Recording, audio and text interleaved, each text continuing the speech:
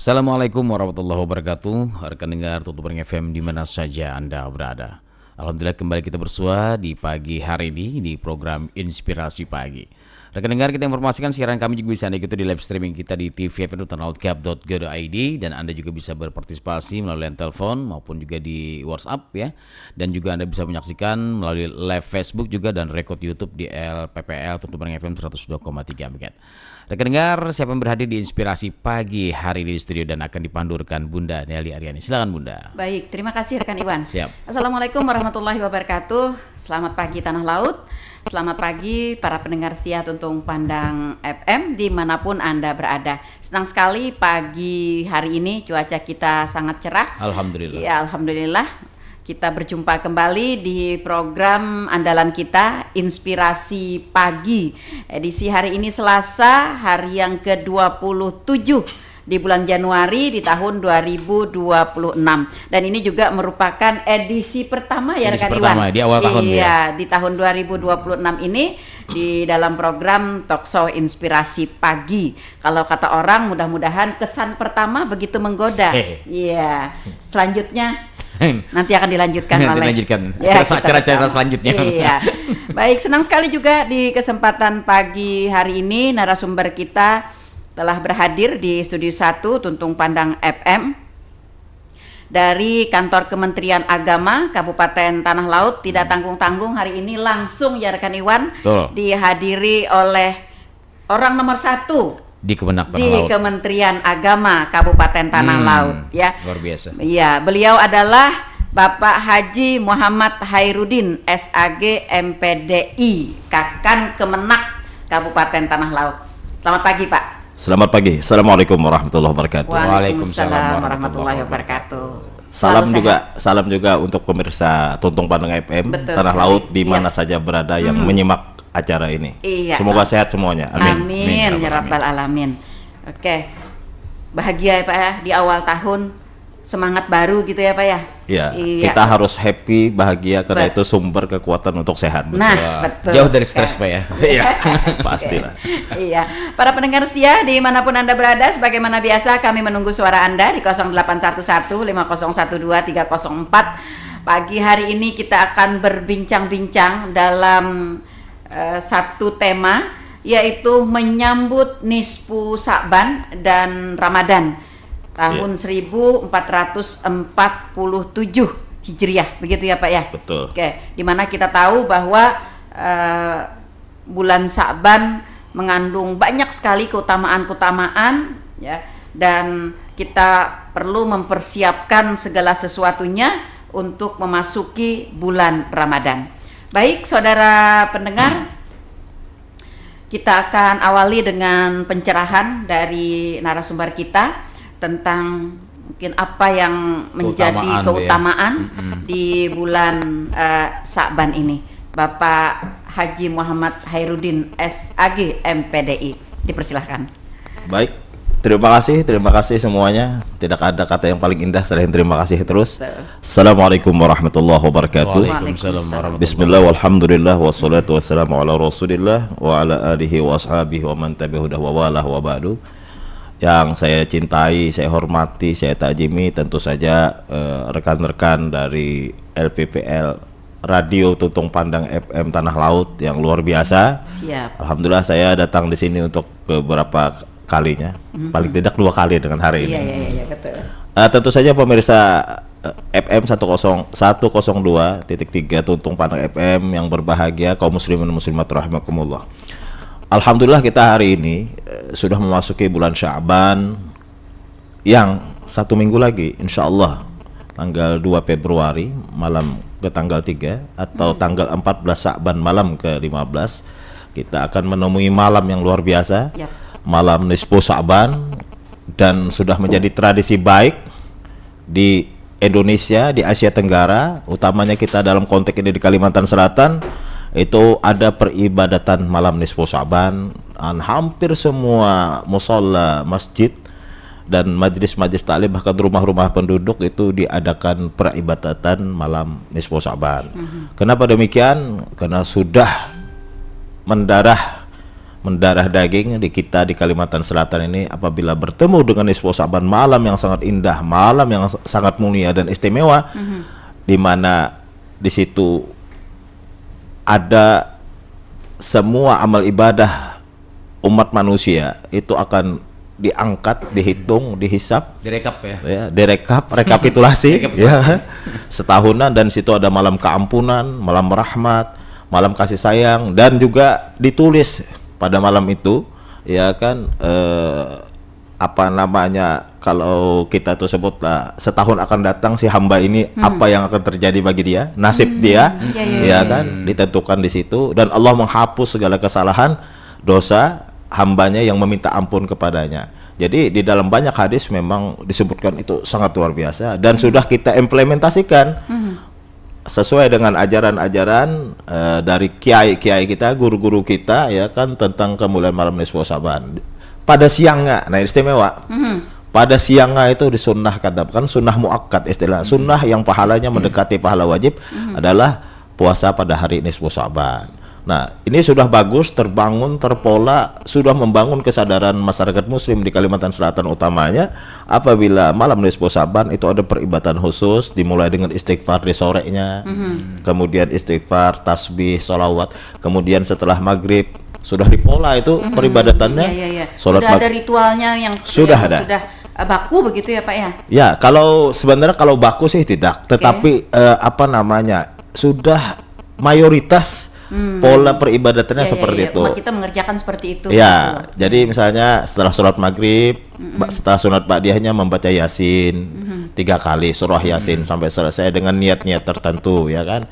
Nah, kemudian setelah itu ada sholat hajat, ada sholat taubat, dan ada sholat tasbih.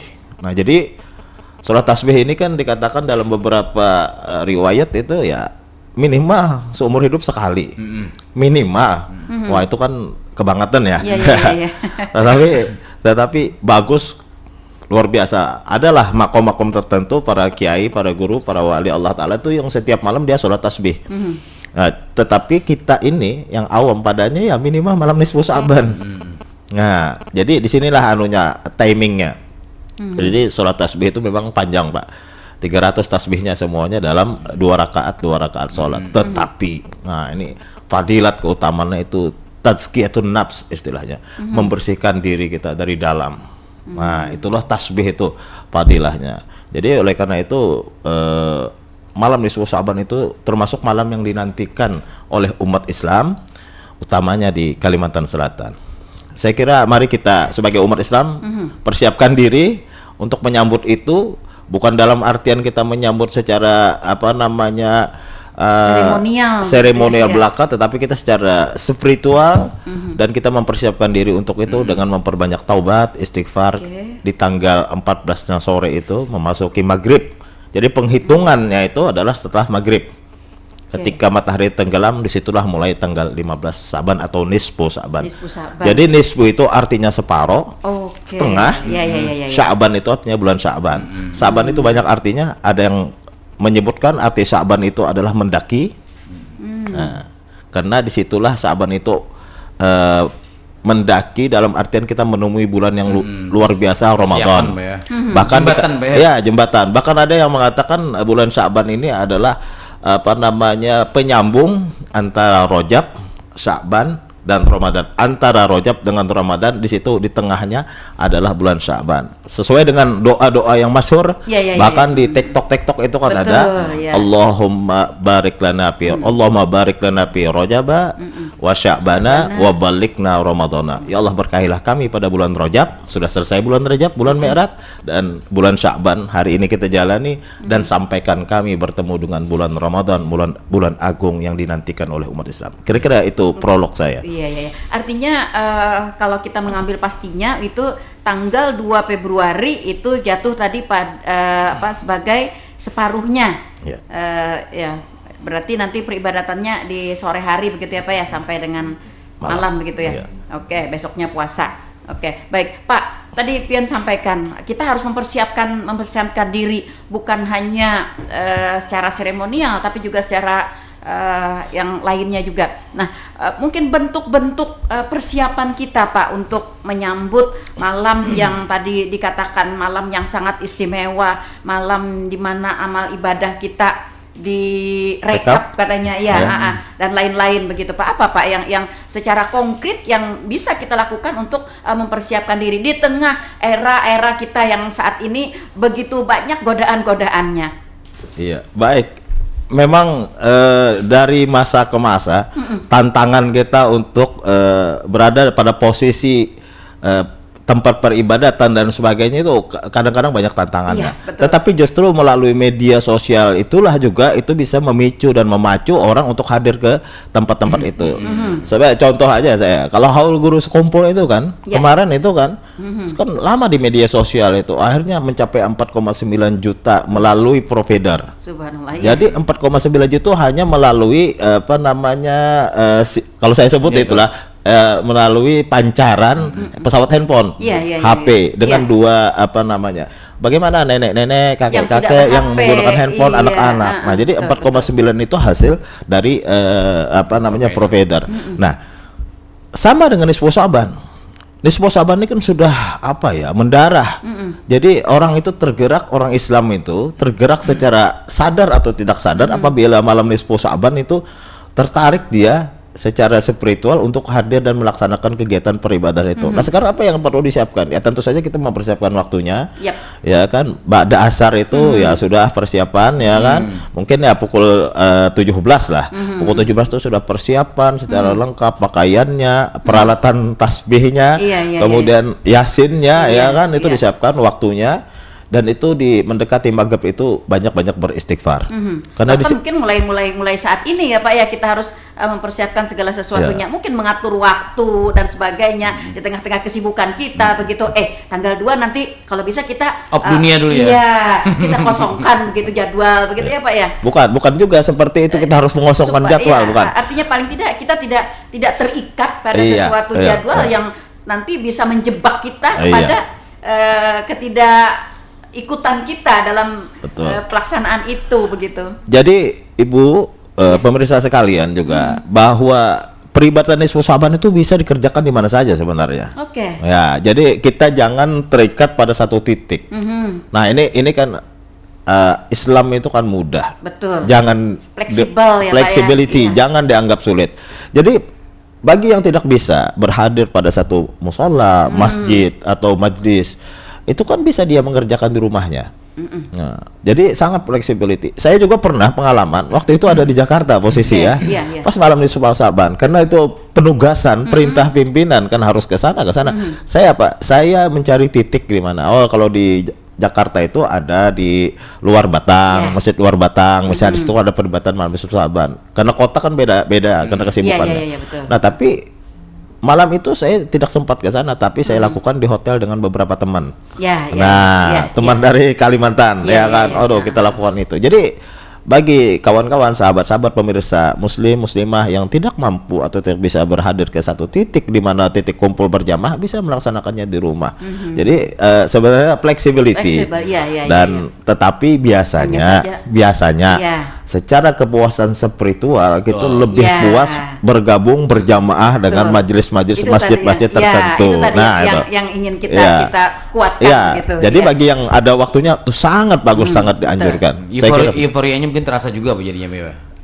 Bahasa euforia itu terlalu menurut saya kan. Terlalu ekstrem ya, satu terlalu ekstrem. Untuk spiritual ibadah itu kita jangan menggunakan diksi itu. Enggak, maksudnya rasanya tuh jemaah tuh. Nah, kalau rasa, ini istilah rasa ya. Rasa puas, rasa happy, rasa berkah itu memang beda. Karena ada pandangan para ulama. Begini, logika lampu ya. Nah, logika lampu ini kalau kita punya kekuatannya 5 watt saja, ya kan? Itu mungkin cukup menerangi ruangan 3x4 misalnya. Itu pun ada produk. Tetapi lampu ini kalau digabungkan dengan merkuri yang 1000 watt, digabungkan dengan banyak lampu, kira-kira terangan dari jauh kelihatan. Seperti itulah konsepsi tentang jamaah. ibadah dengan para jamaah yang banyak, apalagi ada di sana kiai-kiai besar atau dalam istilah di Kalimantan Selatan di Indonesia kan ada wali misalnya, orang-orang yang mempunyai kekhususiatan karomah tertentu ada di situ. Kita yang awam ini ya hadir di situ merasa apa ya? Merasa ada sesuatu yang lebih masuk ke tubuh kita. Emosinya Secara emosional, spiritualnya ada agak beda. Beda dengan kita sendiri. Nah, seperti itu. Nah, oleh karena itu kami himbau juga kepada umat Islam di tanah laut Kalimantan Selatan yang punya waktu yang lowong bisa berkumpul berjamaah di mushola, kita isi masjid ya kan, dan rumah-rumah ibadah orang Islam, bahkan rumah-rumah di Banjarmasin itu saya sering juga mengisi di mana di rumah orang tertentu dengan jamaah yang banyak sekitaran rumah sekitaran rumah itu tetangganya itu, jadi memang auranya beda rasanya seperti itu dibandingkan dengan sendiri kita. Saya kira begitu. Nah, itu tadi yang juga kita ingin persiapkan dari sekarang gitu ya, untuk dapat kita meraih kepuasan itu ya, sebanyak-banyaknya begitu. Nah Pak, di dalam era globalisasi kita saat ini, di mana kita dihadapkan dengan pacuan berbagai kepentingan dalam kehidupan kita, yang mau tidak mau umat manusia itu harus melaksanakan itu. Nah, di sisi lain kita diharapkan tidak melewatkan tadi bulan yang penuh dengan segala keberkahan ini. Nah, apa Pak tantangan umat kita, tantangan kita semua begitu di dalam kondisi sekarang untuk melaksanakan peribadatan, ritual-ritual kita yang mempunyai keistimewaan yang luar biasa? Jadi segala sesuatu tuh pasti ada tantangannya. Bahasa Banjarnya ada was-wasnya. Nah, bahasa Banjarnya ada was-wasnya. Ada aja was-wasnya. Sesuatu yang baik tuh ada aja. Kan? Termasuk ini peribadatan malam Nisfu Sa'ban tuh ada sudah seseorang yang sudah mengkonsep, aku nanti schedule-nya jam sekian ke sini sampai jam sekian kan.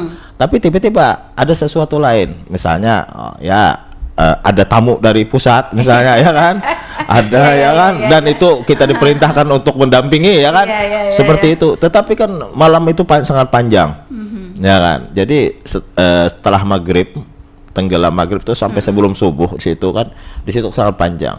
Artinya fleksibilitinya ada. Nah itu salah satu tantangan juga akhirnya kecuali tamunya ini bisa diajak mau ikut nggak ke ini kan, seperti itu ya. Betul. Itu satu. Yang kedua, tentu saja untuk kita anak-anak muda saat ini kan, kadang-kadang godaan TikTok itu lebih menggoda ketimbang peribadatan Nisfu Sa'ban. Jadi ada aja alasan dan sebagainya. Tetapi saya yakin justru lewat media, mohon maaf saya sebut TikTok ya kan, misalnya WhatsApp, ada informasi itu hari ini untuk kasus Nisfu Sa'ban, untuk peribadatan Nisfu Sa'ban, peribadatan haul itu malah luar biasa.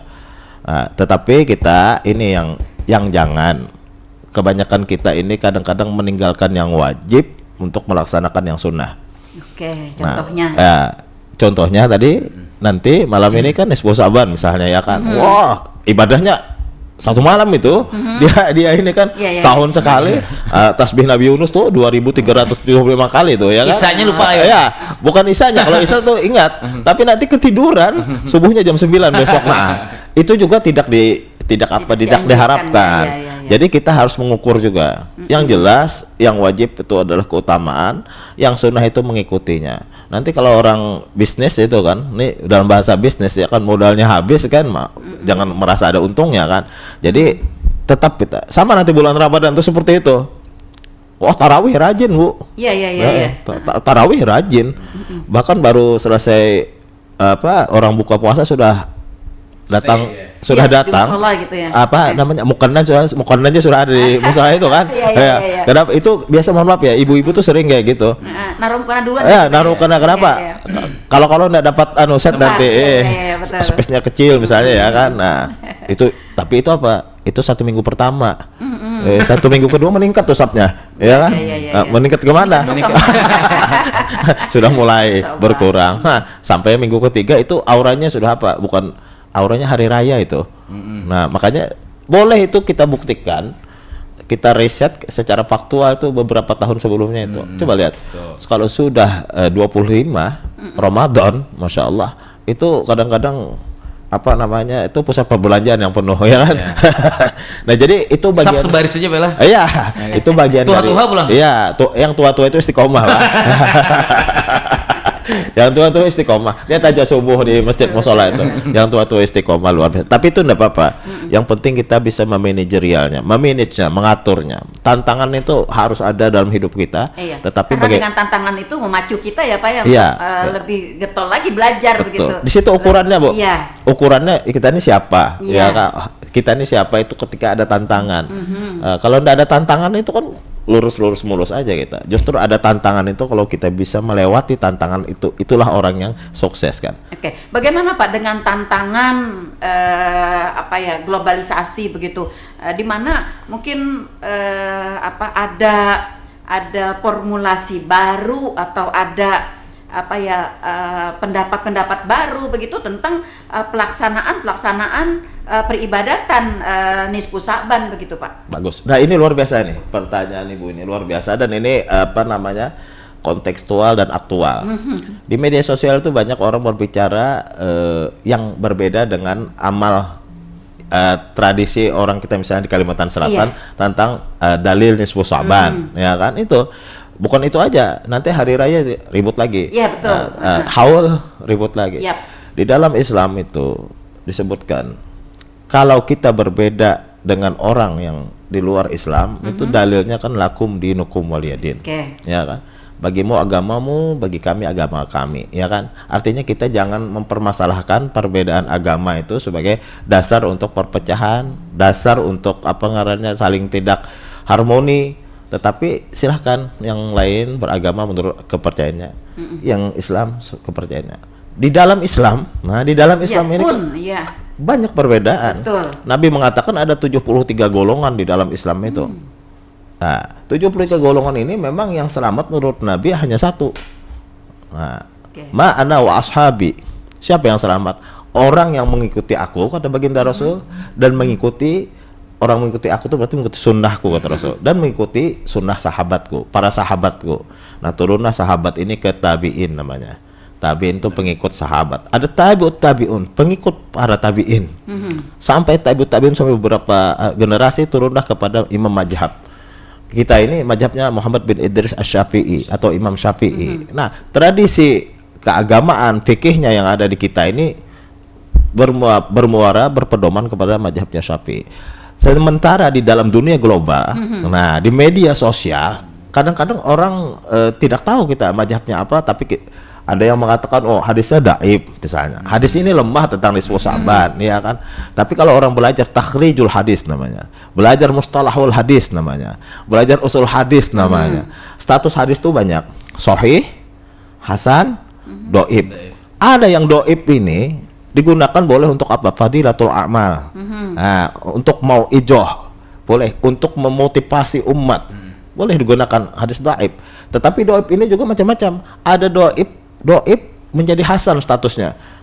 Kenapa? Karena ada pendukung lain. Hadis ini dhaif tapi didukung oleh ayat Al-Qur'an. Misalnya dalam Al-Qur'an ada relevansinya yang mendukung. Itu bisa hasan atau didukung oleh redaksi hadis lainnya. Bahkan hadis sahih misalnya ada tapi redaksi ini dhaif tapi hadis lain ada yang substansinya mirip sama tujuannya, maka itu naiklah dari dhaif kepada hasan li ghairi namanya. Nah, hasan li ghairi itu orang yang belajar hadis benar, mohon maaf lah, dan mustalahul hadis. Jadi belajar usul hadis tuh. Nah jadi kalau nisfu Sa'ban ini saya kira di dalam kitab-kitab banyak, di dalam Riyadhus Shalihin ada, di dalam banyak lah, Sairus Salikin ada kan, apalagi di dalam karangan-karangan ulama-ulama kita di Kalimantan Selatan ini, Syekh Asyad Al-Banjari misalnya, kemudian apa namanya dipraktekkan oleh ulama-ulama besar secara turun-temurun. Apalah, misalnya siapa lagi yang meragukan misalnya guru sekumpul kan? Wah saya ngikut guru sekumpul tuh tahun 90 itu. Ya, mulai beliau di keraton tuh sebelum 90 itu. Padilat apa kemudian malam nisfu Sa'ban itu selalu diisi dengan apa yang hari ini diisi oleh masyarakat Islam. Nah, sampai di sekumpul. Artinya apa? Situlah menguatkan batin kita bahwa tidak mungkin lah ulama sebesar itu kan menggunakan hadis dhaif, ya kan seperti itu. Tapi Dalam Islam lana a'maluna walakum a'malukum la hujjata bainana wa bainakum. Kita tidak memperdebatkan perbedaan. Silahkan yang mau ikut, silahkan yang tidak mau ikut. Dalam Islam jangan kita berdebat, jangan kita bermusuhan karena hanya perbedaan furu'iyah. Furu'iyah itu cabang. Yang tidak ada tawar-menawar hanya masalah akidah. Masalah iman itu tidak ada tawar-menawar. Kalau masalah saklak ya Pak ya saklak itu. Kalau masalah furu'iyah, fikhiyah banyak pendapat. Ahli sunnah aja ada 4 mazhabnya, ya kan, Syafi'i, Maliki, Hambali dan Hanafi. Dan masing-masing punya alasan kuat. Punya alasan kuat. Nah, bagi ahli sunnah yang 4 ini betul semua. Betul semua. Tidak ada yang salah menyalahkan. Nah, tetapi kita hari ini diajarkan fikihnya itu sebagaimana fikihnya di dalam kitab Sabila Muhtadin Syekh Hasan Al-Bajari, ya kan, kemudian dalam kitab Sairus Salikin itu si Abdul Samad Al-Palembangi. Itu kan beliau itu kan bersaudara secara apa namanya? Ya orang tuh sekelas gitu pendidikannya kan. Seperguruan. Jadi itu yang diamalkan di Kalimantan Selatan. Oleh karena itu sesederhananya begini, la'na a'maluna, yang ikut silahkan, yang nggak ikut silahkan, tapi jangan saling mencaci maki, jangan saling menghina, jangan merendahkan, apalagi menyalahkan, ya kan. Insyaallah saya sangat yakin apa yang diamalkan di Kalimantan Selatan itu diamalkan juga di Asia Tenggara dan dunia Arab, walaupun di sana itu tidak seperti kita peribadatannya. Maksudnya apa? Mungkin kelompok-kelompok tertentu di rumah, ya kan, di musola tertentu tidak sesemarak kita di Kalimantan Selatan. Kalau kita ini kayaknya konsepnya itu sudah apa ya, mendarah daging kayak gitu lah. Secara ada orang terpanggil datang itu secara kebiasaan dan spiritualnya seperti itu. Saya kira saya ingin bertanya deh, tadi kan Bapak mengatakan bahwa perbedaan itu jangan sampai dipermasalahkan. Namun bagaimana kalau tanggapan Bapak terkait budaya-budaya yang masuk dalam menyambut Nisfu Sa'ban? Kan berbeda-beda nih budaya-budaya masuk. Ada yang mengatakan budaya ini adalah tradisi yang salah. Jadi untuk di Tanah Laut sendiri mungkin ada beberapa budaya juga yang masuk menyambut Nisfu Sa'ban maupun Ramadan. Jadi tanggapan Bapak gimana tentang budaya yang masuk?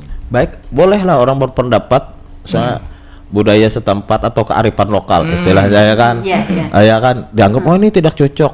Kita itu masalah ibadah dengan adat tradisi itu kadang-kadang tidak bisa disatukan, tapi pada satu titik juga bisa dipertemukan.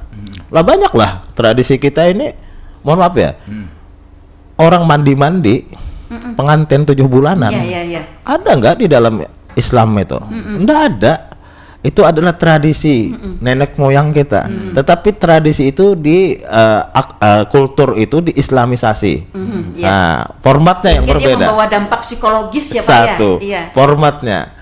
Lah, itu mohon maaf, itu bukan agama Islam tuh, enggak ada Nabi itu mandi-mandi. Tapi tradisi itu sampai hari ini ada. Iya, betul. Nah, kenapa? Itu bagusnya para ulama kita. Kultur yang ada di islamisasi. Lalu apa? Sekarang ini nggak ada lagi orang yang di Kalsel nih ya, orang mandi-mandi nggak ada lagi yang mandi di depan rumah.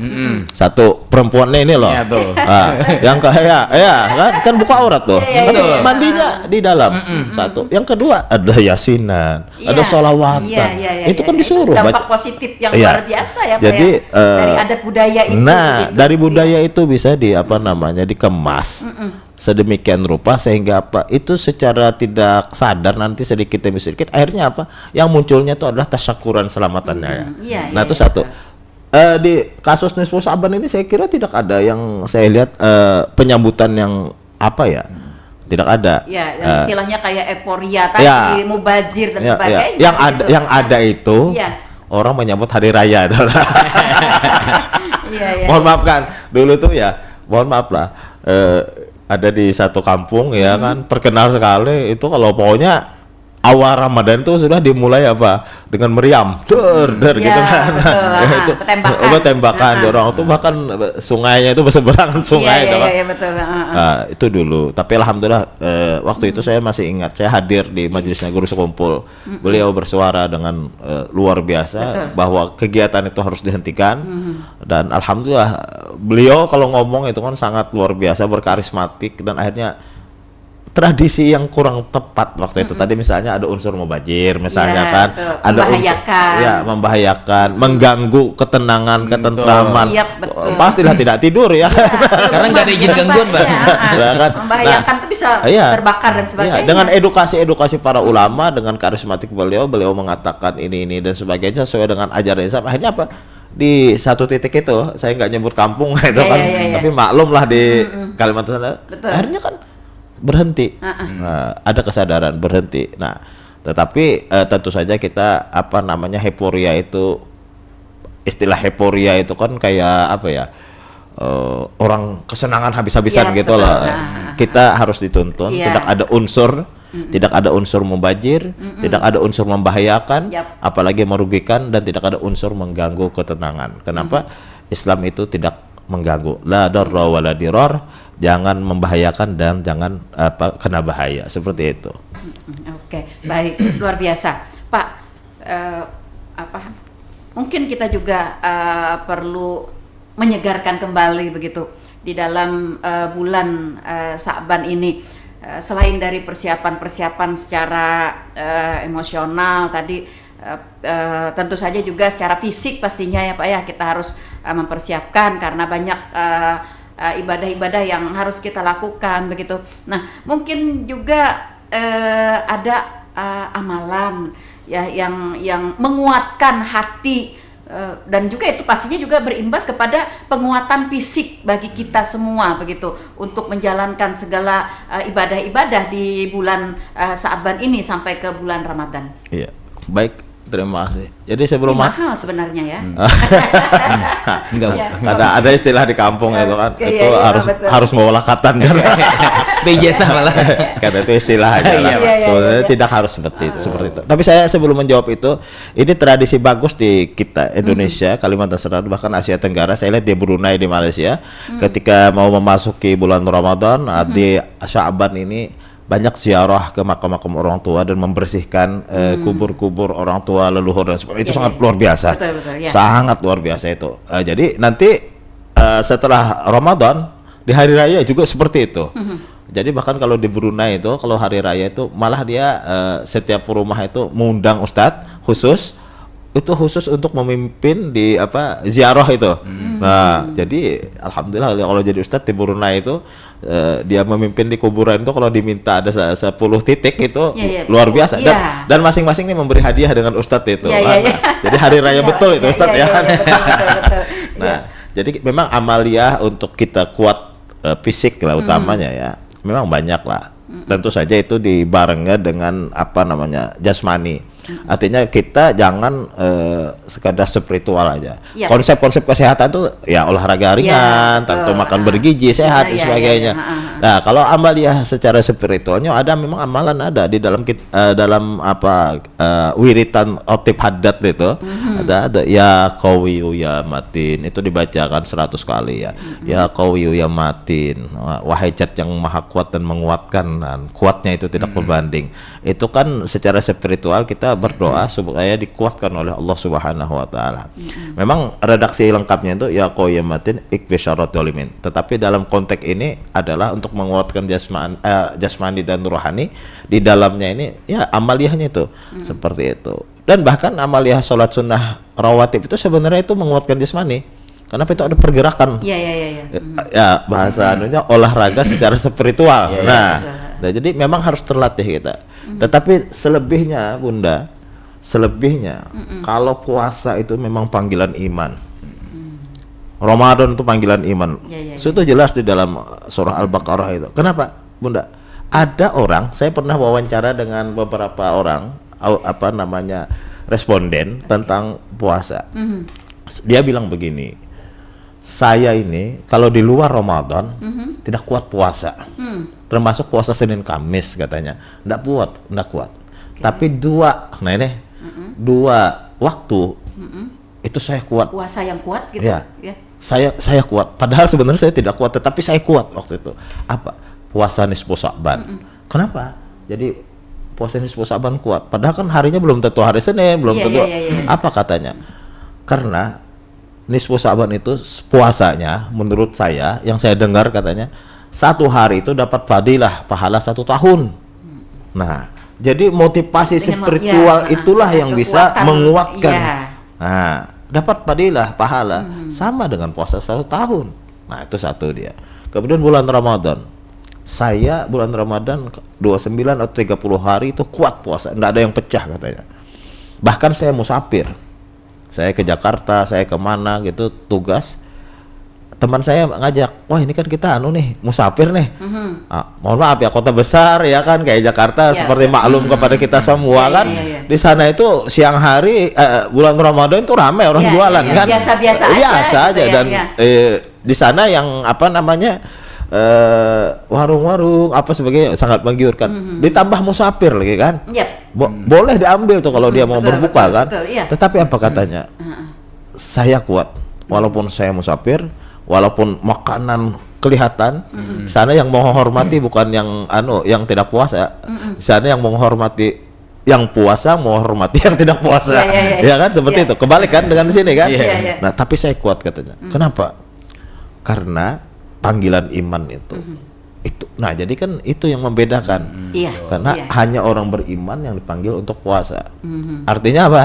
Yang tidak puasa, ya kan, imannya dipertanyakan di bulan Ramadan, ya kan? Lalu kan saya nanya sama dia, kan bisa kamu nanti dikodok kan di luar? Apa katanya? Itulah masalahnya. Puasa mengkodok di luar Ramadan saya tidak kuat. Tetapi kalau bulan Ramadan saya kuat. Nah, itu berarti ada unsur spiritual, iman yang dalam sehingga bisa menggerakkan jejaring di dalam body tubuh kita ini untuk kuat puasa. Kan unik tuh ya. Nah, memang ayat Al-Quran surah Al-Baqarah itu memang seperti itu, orang yang beriman yang diajak untuk berpuasa. Artinya yang berikutnya itu yang harus kita lakukan juga adalah selalu mengupdate pelajaran-pelajaran tentang agama begitu ya Pak ya, agar kita dapat mengetahui sehingga pengetahuan itu yang menjadikan kekuatan batin dan kekuatan fisik bagi kita begitu. Tadi kan mereka karena tahu bahwa ini pahalanya setahun begitu ya. Nah, karena tahu begitu kan, kalau kita tidak belajar mana kita tahu soal itu begitu kan ya.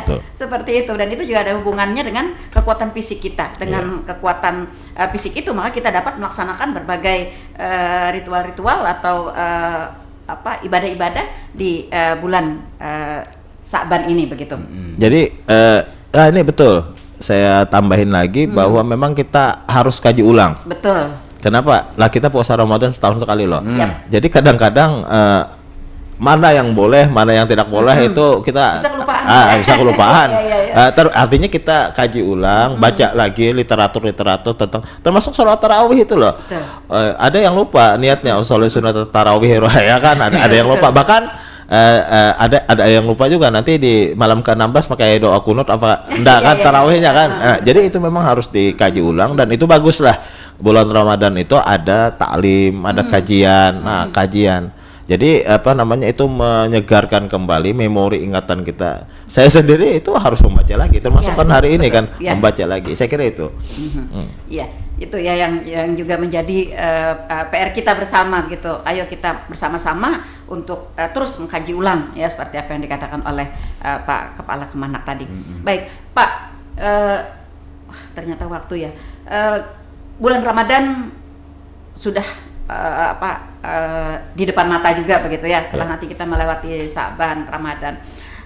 Ada beberapa hal yang menjadi pertentangan juga di dalam mungkin dalam batin kita, di dalam kehidupan sehari-hari begitu, soal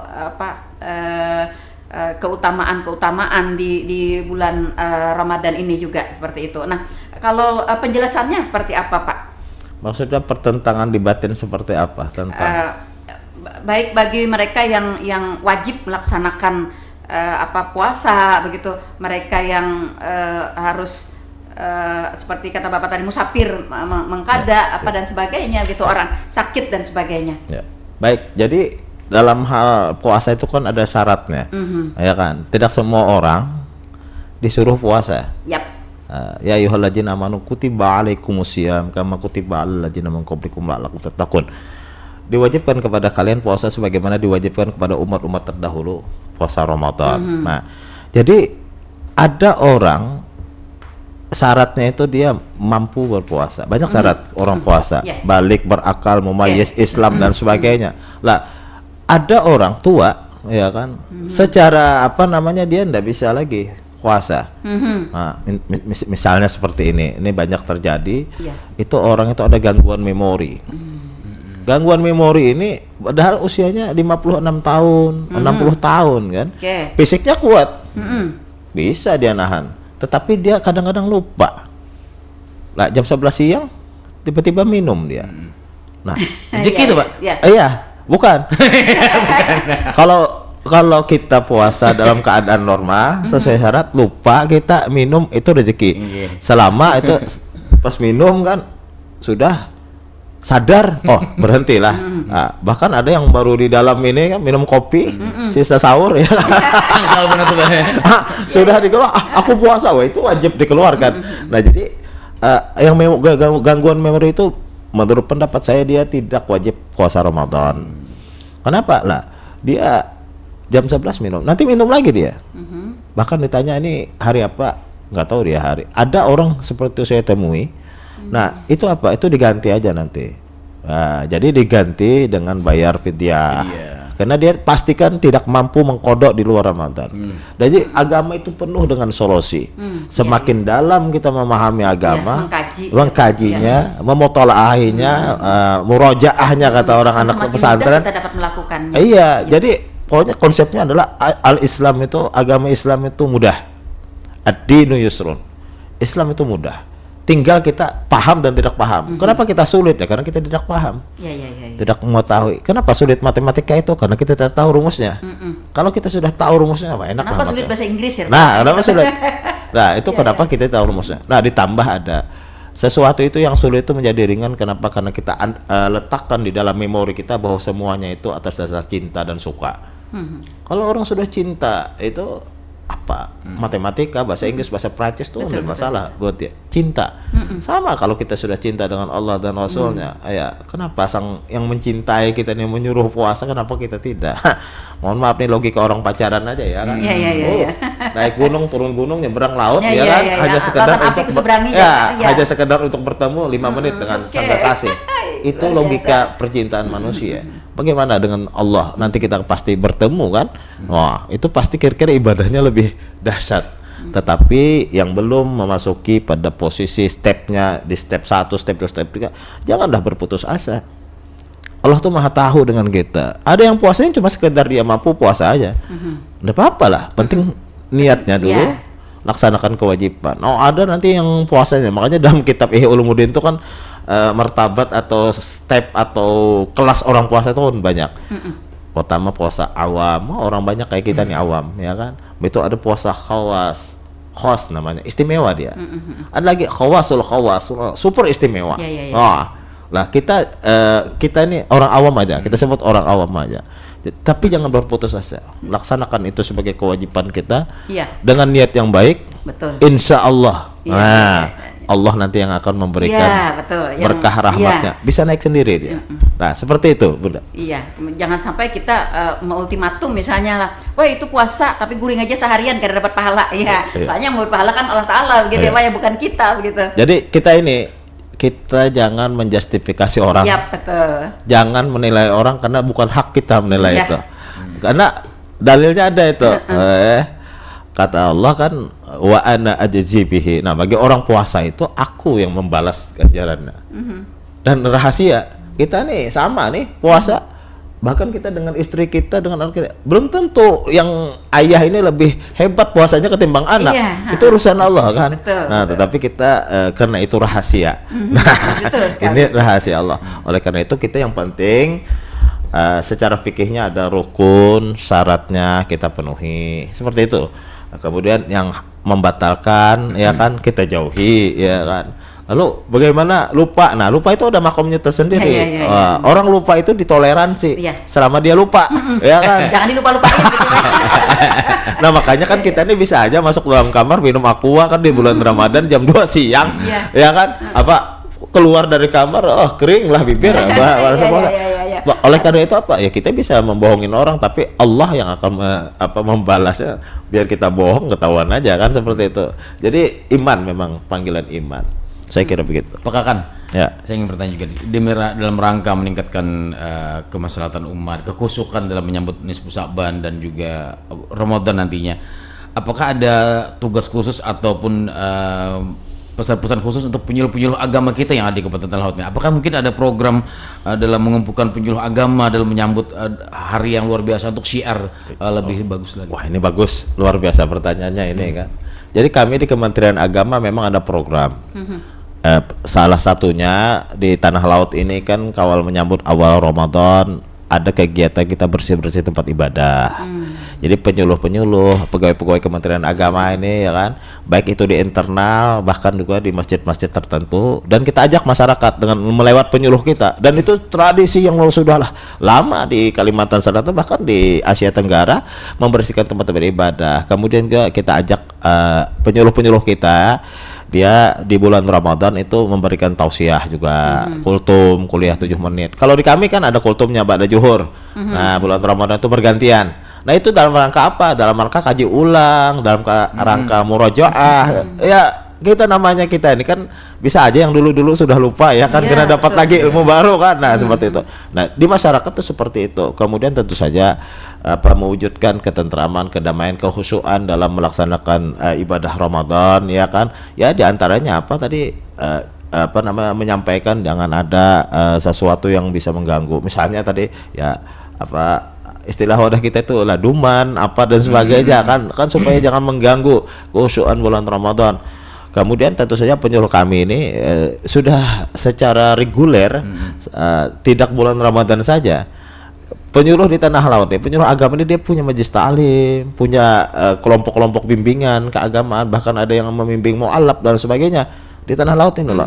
Nah, jadi dalam Ramadan ini tentu saja lebih ditingkatkan intensitasnya, utamanya dalam konteks kekhusyuan bulan Ramadan. Ini edukasi itu perlu, edukasi itu sangat perlu, dan penyuluh kami alhamdulillah sudah melaksanakan itu. Yang bagus tadi ya sebelum Ramadan itu membersihkan tempat-tempat ibadah. Jadi kan kalau orang sholat itu mohon maaf ya, AC-nya bagus, bersih ya kan, kemudian kipas anginnya ndak ada debu, imamnya tuh ndak batuk-batuk. Karena mohon maaf ya, kadang-kadang saya sendiri tuh kan ada alergi debu ya, jadi kalaunya kipas anginnya itu ada debu saya batuk. Mesin ya. Lalu imamnya ini kan kurang khusyuk konsentrasi kurang khusyuk jadi suaranya tuh batuk-batuk kan jadi imam kan. Nah, itu salah satu juga, termasuk juga mikrofon ya Pak ya, masjid langgar gitu kan. Nah, ini bagus mikrofon. Jadi kami himbau kepada pengurus masjid, pengelola masjid, mushola juga jangan juga terlalu pagi gitu. Ya kan, jam 2 malam sudah bergerakan. Nah, itu janganlah. Itu dulu. Kenapa? Dulu itu memang tidak ada medianya. Dan kalau sekarang ini sudah jelas itu. Nanti kami ada namanya jadwal imsakiyah. Itu kan sudah tahu bahwa nanti imsak jam sekian, subuh jam sekian, zuhur, buka puasa jam sekian. Itu kan dibagi. Sekarang sudah bisa diunduh di mana-mana kan. Nah, jadi hari ini ya jar orang tuh bergerakan tuh 3:30 tuh sedang aja. 3:30 subuh. Kalau dulu kan jam 2, jam 1 sudah mikrofon. Kan ada yang mau tidur, istirahat ya kan itu. Jadi jangan sampai juga mengganggu aktivitas bergerakan tuh bagus tujuannya. Tapi tujuan bagus tetapi tidak dibarengi dengan metode cara yang bagus juga tidak bagus hasilnya. Nah, itu jadi kami himbau juga kepada masyarakat muslim. Kita juga puasa ini jangan juga orang muslim terganggu, apalagi saudara kita yang non muslim terganggu gara-gara kita bergerakan itu kan. Nah, kasungsungan.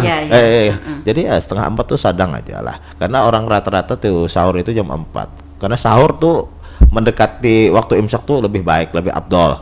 Nah, jadi supaya kuat kenyangnya kalau secara kan. Nah, jadi itu diantaranya yang juga harus kita, penyuluh-penyuluh kami juga akan menyampaikan seperti itu, membangun harmoni di Tanah Laut. Dan kebetulan Bapak Bupati Haji Rahmat Trianto ini sudah mendapat penghargaan dari pusat tentang kesuksesan membangun harmoni antar umat beragama di Kabupaten Tanah Laut. Nah, seperti itu. Ini Pak juga sedikit Pak, apa aja kata orang Banjar itu tempuluh, ada kekakan lah kepala kantor. Saya ingin tahu juga nih terkait penyuluh agama tadi Pak. Apakah di Tanah Laut sendiri penempatan penyuluh agama ini sudah apa ya namanya terakomodir kan? Atau sudah ada di titik-titik daerah zonanya masing-masing, sudah bagaimana dari Kementerian Agama? Ya baik. Jadi kita punya 11 kecamatan. 11 kecamatan ini 11 KUA, kantor usaha. Di setiap KUA itu ada penyuluh. Nah, kemudian setiap penyuluh ini punya penyuluh binaan. Nah, jadi penyuluh kami ini PNS, pegawai negeri sipil, rumahnya itu kan ASN, ada juga P3K. Nah, penyuluh kami. Setiap penyuluh ini juga tidaklah mungkin dia merambat sekian desa, satu kecamatan. Misalnya jumlah penyuluh kami ada 4 orang di KUA itu misalnya. Tak mungkinlah dia merambah, tetapi dia punya penyuluh binaan. Nah, penyuluh binaan ini, mohon maaf, ada yang diberi insentif oleh Pemda, pemerintah daerah. Ya kita harus bersatu di situ. Jadi penyuluh yang Kementerian Agama lah yang membina mereka, dan itu banyak. Dan ada titik satu orang penyuluh sampai 3 desa. Kenapa tidak memungkinkan karena jumlahnya? Nah, jadi insya Allah terakomodir. Siapa penyuluh binaan itu? Penyuluh binaan tuh bukan dia tuh tidak profesional, bukan, tetapi secara struktur ya kan dia adalah guru mengaji, guru agama, tuan guru di kampung, ustadz di kampung yang sudah tua-tua, tetapi dia punya majelis, punya umat. Nah, kita nih membinanya, penyuluh kami ini membinanya bukan membina materinya, bukan, tetapi yang kami bina itu administrasinya. Nah, administrasinya, dan kita bisa menitip pesan dengan mereka, Pak Kiai, Tuan Guru, tolong ini disampaikan materi ini dari Kementerian Agama. Nah, jadi mohon maaf, kalau untuk mengatakan apakah kita ini sudah tercukupi, itu pasti belum. Pasti belum. Kenapa? Banyak yang umat beragama ini kan tidak mencukupi lah petugas kita. Tetapi dakwahnya itu sudah sampai, karena medianya banyak sekarang ini. Hari ini bimbingan perkawinan, Bu, kadang-kadang tidak harus kita omongin seperti ini. Betul. Kita putarkan saja, ya kan, slide video tentang membangun keluarga sakinah mawaddah warahmah di kantor urusan agama itu. Jadi calon pengantin itu duduklah 10 pasang, nonton 15 pasang, gitu ya? Nonton filmnya dulu. Jadi kelas Pak ya? Oh iya, jadi hari ini media untuk dakwah itu sangat luar biasa. Yang lebih up to date begitu ya, lebih menarik juga daripada harus menyampaikan secara lisan. Iya, kalau kadang-kadang yang menyampaikan ini kalau kurang kurang welcome, kurang lucu atau kurang membosankan. Sama dengan media pendidikan di kami itu seperti itu juga. Jadi kita carikan materi-materi untuk anak tuh sesuai dengan kategorinya. Saya kira seperti itu. Oke, Pak, tadi ada pertanyaan juga sekali lagi nih kita untuk kalau bahasa Banjarnya tuh kita menahapi begitu ya Pak ya, menahapi. Kita kan tahu saat ini banyak kayak ustadz-ustadz bermunculan begitu ya Pak, baik yang mungkin dibina oleh Kementerian Agama atau yang tidak begitu. Nah, ironisnya di antara ustadz-ustadz, para penceramah-penceramah itu ya, ada yang punya pendapat, yang punya ajaran yang mungkin agak bergeser dari ajaran-ajaran guru-guru atau ustadz-ustadz kita yang terdahulu begitu. Nah, pertanyaannya tadi ya, bagaimana kita menyikapi dalam kehidupan kita sehari-hari begitu dengan kondisi-kondisi seperti itu. Apa yang harus kita lakukan begitu agar kita tidak menimbulkan mungkin pertentangan, konflik, perdebatan dan lain sebagainya. Wah, ini kan luar biasa dan ini faktual dan banyak terjadi. Betul. Jadi kita kembali ke hadis Nabi. Makanya ada hadis Nabi itu, ma ra'al muslimuna hasanan fa huwa indallahi hasanun. Itu yang dipegang. Maro al muslimuna, bagaimana pandangan pendapat kebanyakan orang Islam tentang sesuatu itu, tentang sosok itu. Apabila kebanyakan orang Islam mengatakan tradisi ini Syaban itu adalah bagus, maka ikuti yang banyak itu, ya kan? Nah seperti itu. Maro al muslimuna hasanan, dan apabila pendapat orang Muslim kebanyakan itu menyebutkan itu bagus, bahwa indallahi hasanun, maka di sisi Allah itu bagus. Itu yang kita pegang. Kenapa? Karena kita tidak bisa mendeteksi seseorang itu siapa dia, ya kiai siapa, ya kan, bagaimana track recordnya, karena kita kekurangan informasi. Tetapi orang-orang tertentu dia tahu cara orang ceramah nih seperti ini, oh ini mazhabnya segini, aliran seperti ini. ini ini golongan ini, orang-orang tertentu memang dia punya kemampuan untuk itu. Tetapi bagi masyarakat umat yang umum, yang sebut saja misalnya kebanyakan awam umum tentang siapa nih, kita ini hari ini jangan, mohon maaf ya, kalau saya itu diajarin jangan memandang orang tuh pada casingnya. Pada casing lah, casing tuh bisa dibikin-bikin. Mau casingnya seperti apa? Mau kiai kah? Mau ustadz biasa? Mau apa? Tetapi yang kita ambil itu bukan casingnya, tetapi isinya. Apa yang dia omongkan, apa yang dikeluarkan, materinya seperti apa, kita pantau perilakunya seperti apa. Itu yang kita pegangi. Hari ini Nisbu Sa'ban di Kalimantan Selatan, ya hampir tidak ada suara-suara sumbang orang di sini, tanah itu kan, ya kan. Nah itu kan jamaah, pendapat orang-orang Islam sini hasan, bagus, bahwa indallahi hasanun, maka itu dipastikan di sisi Allah itu bagus. Itu dalil hadis Nabi. Nabi memberi kerangka, rumusan. Kenapa rumusan yang diberikan, tidak kasus? Kalau kasus saja akan berkutak pada kasus itu saja. Tapi kalau rumusnya yang diberikan, maka semua masalah yang ditemui masukkan ke rumus itu, maka akan ada hasilnya. Jadi dalam Islam itu kadang-kadang tidak tekstual menyebutkan kasus, tetapi yang disebutkan adalah rumusnya. Nah itu yang kita pegang. Insya Allah di mana aja? Oh di Mekah. Di Mekah kita sholatnya di sana tidak pakai Bismillah, ya kan? Nah kita ini kan orang yang memakai Bismillah, ada ruangnya. Silahkan imamnya tidak pakai Bismillah, kita pakai Bismillah dengan apa? Dengan suara yang tidak nyaring. Oh imamnya kada berkunut subuh di sana. Oh orang yang mau memahami kunut di Kalimantan Selatan diberi kesempatan orang imam di sana tuh, dia ketika tidaknya agak lama sedikit, itu memberi kesempatan kepada orang yang berpendapat bahwa sholat subuh tuh doa kunutnya seperti dia baca doa kunut semampunya. Ya, tapi andai kata tidak juga, tidak masalah, karena itu dalam satu mazhab, namanya mazhab yang 4 itu, Syafi'i, Hambali, Hanafi dan sebagainya. Dan di Mekah itu jangan juga dikira semua imam itu tidak pakai Bismillah.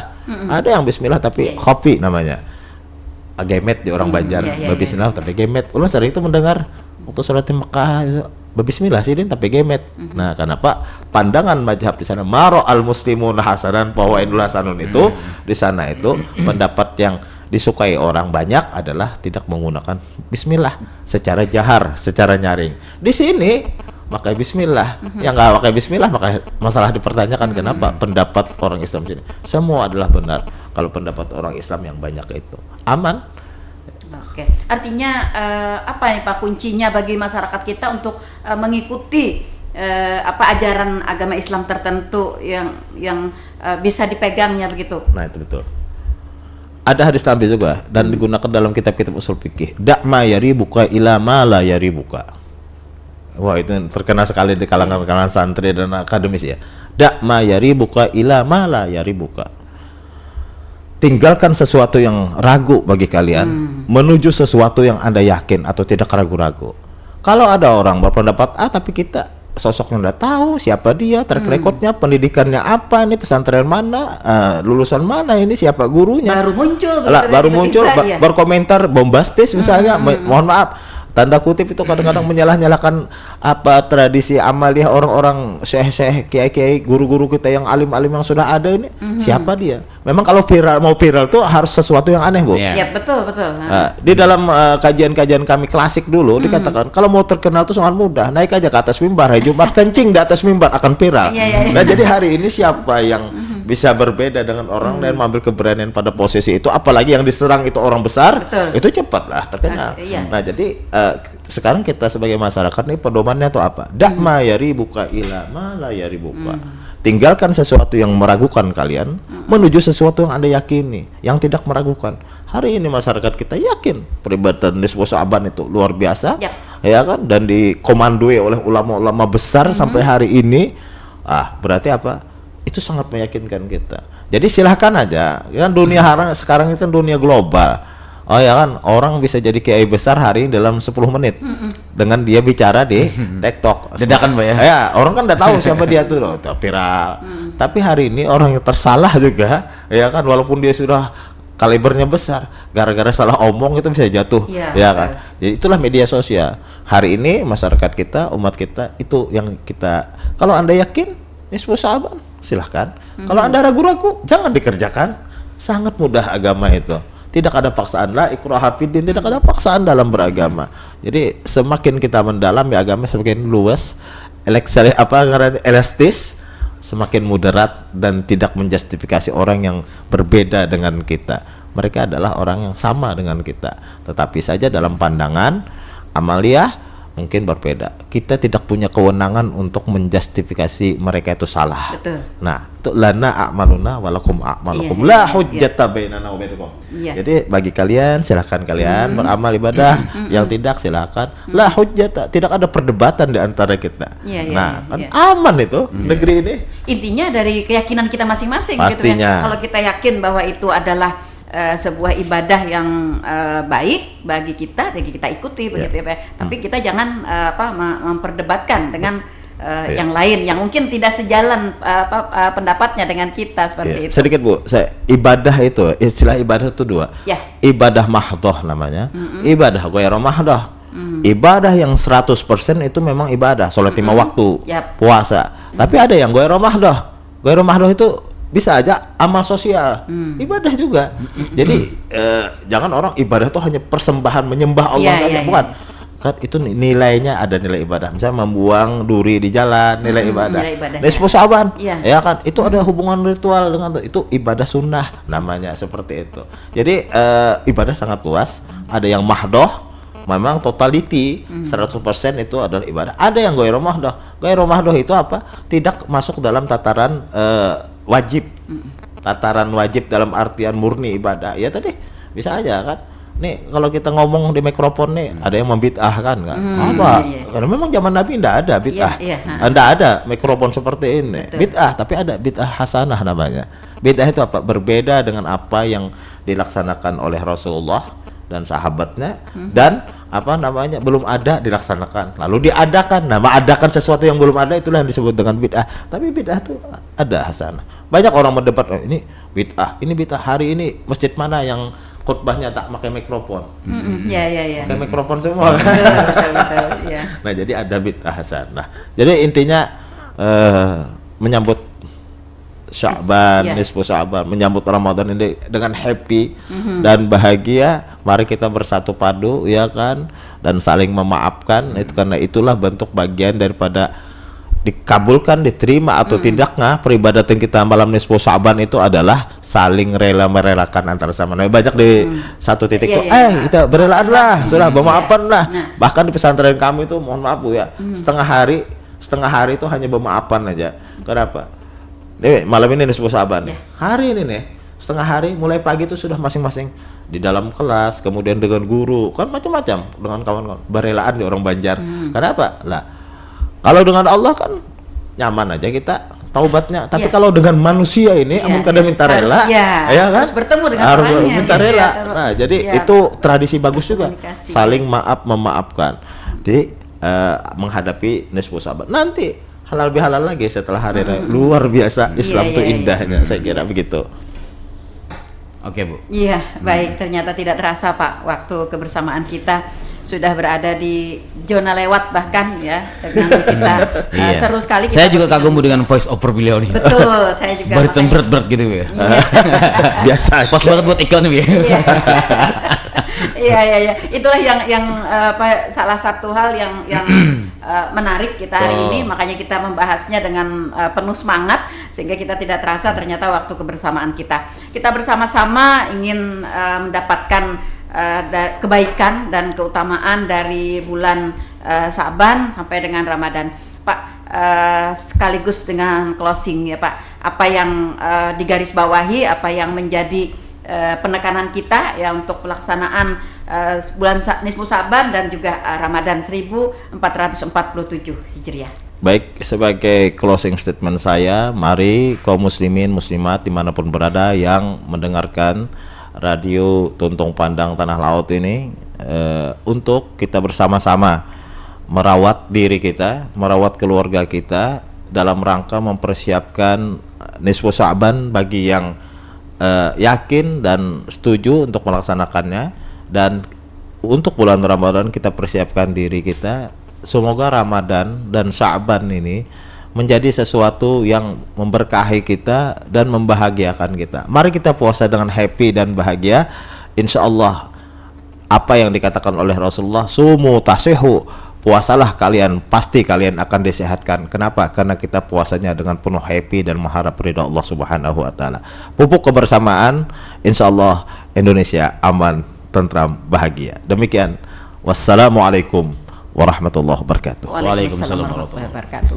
Para pendengar setia Tutung Pandang FM dimanapun Anda berada, sampai di sini jumpa kita di program Inspirasi Pagi edisi hari ini Selasa 27 Januari 2026. Terima kasih atas kebersamaannya dan mohon maaf jika ada yang kurang berkenan di hati. Akhirnya saya Nelly Aryani Dan saya Operator Iwan. Bagi Anda yang ingin mengulang kembali pembicaraan hari ini bisa mengunjungi akun YouTube kita di LPPL untuk mendengar 102,3 MHz. Jangan lupa like dan subscribe. Tetap bersama kami. Assalamualaikum warahmatullahi wabarakatuh. Waalaikumsalam.